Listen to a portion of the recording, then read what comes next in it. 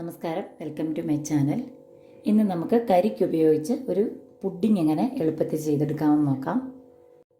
Pudding ഉണ്ടാക്കാനായി ഞാനിവിടെ ഒരു കരിക്കാണ് എടുത്തിട്ടുള്ളത്. അതിനുള്ളിൽ ഇതേപോലെ ചെറിയ പീസാക്കി കട്ട് ചെയ്ത് വെച്ചിട്ടുണ്ട്. അതേപോലെ പാല് വേണം. പിന്നീട് കണ്ടൻസ് മിൽക്ക്, ഏതെങ്കിലും ഒരു കണ്ടൻസ് മിൽക്ക് ആവശ്യമാണ്.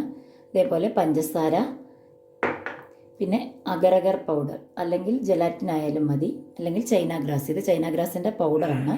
ഇത് ഞാൻ ഓൺലൈനിൽ വാങ്ങിച്ചതാണ്, ഫ്ലിപ്കാർട്ടിൽ നിന്ന് വാങ്ങിച്ചതാണ്. ആദ്യമേ നമുക്ക് ഈ കരിക്ക് ഒരു മിക്സിയുടെ ജാറിലിട്ട് കുറച്ച് പാല് ചേർത്ത് നന്നായിട്ട് അരച്ചെടുക്കണം. ഞാനിവിടെ കരിക്കൊരു ജാറിലേക്ക് എടുത്തിട്ടുണ്ട്. ഇതിൻ്റെ കൂടെ ഞാനൊരു 2 ടേബിൾ സ്പൂൺ പാല് കൂടെ ചേർത്ത് കൊടുത്തിട്ടുണ്ട്. ഇത് നന്നായിട്ട് അരച്ചെടുക്കുക. നന്നായിട്ട് അരച്ചെടുത്തിട്ടുണ്ട്.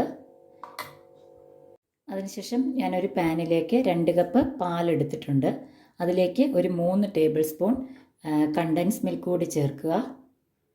നന്നായി യോജിപ്പിച്ച ശേഷം 3 ടേബിൾ സ്പൂൺ പഞ്ചസാരയും കൂടെ ചേർക്കണം. അതേപോലെ 1 ടേബിൾ സ്പൂൺ അഗറിൻ്റെ പൗഡർ കൂടെ ഇതിൽ ചേർത്ത് കൊടുക്കുക.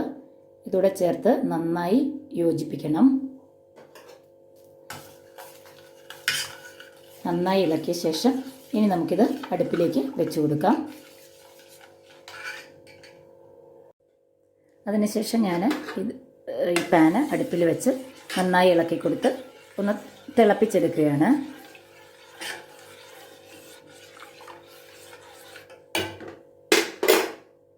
അപ്പോൾ ഈ സമയത്ത് നമ്മൾ ഇതിൻ്റെ മധുരം ചെക്ക് ചെയ്യുമ്പം കുറച്ച് മുന്നോട്ട് മധുരം നല്ല രീതിയിലുണ്ടാവണം.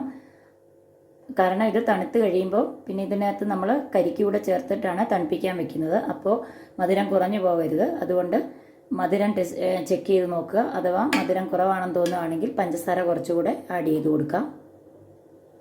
നന്നായിട്ട് തിളച്ച് വന്നിട്ടുണ്ട്. ഇനിയിപ്പോൾ നമുക്ക് സ്റ്റൗവ് ഓഫ് ചെയ്യാം.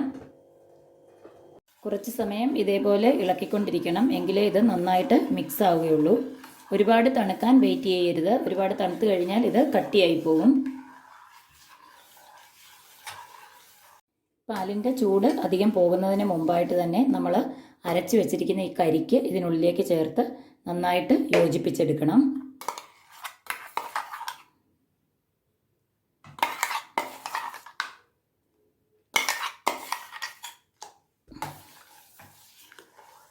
നന്നായിട്ട് മിക്സ് ചെയ്യണം.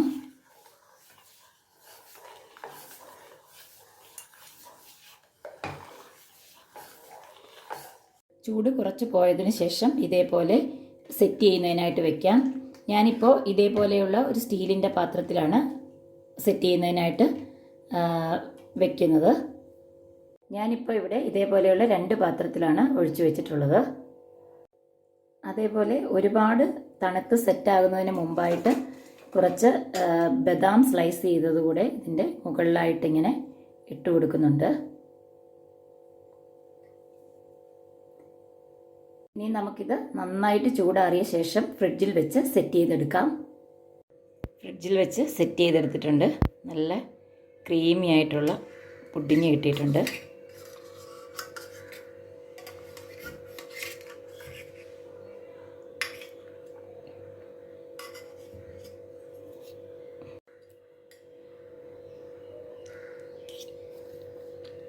നല്ല ടേസ്റ്റാണിത്. ഇപ്പോൾ വളരെ സിമ്പിളായിട്ട് എങ്ങനെ നമുക്ക് ടെൻഡർ കോക്കനട്ട് ഉപയോഗിച്ച് പുഡിങ് ചെയ്തെടുക്കാമെന്ന് എല്ലാവർക്കും മനസ്സിലായെന്ന് വിചാരിക്കുന്നു. അപ്പോൾ എല്ലാവരും ഒന്ന് ട്രൈ ചെയ്ത് നോക്കുക.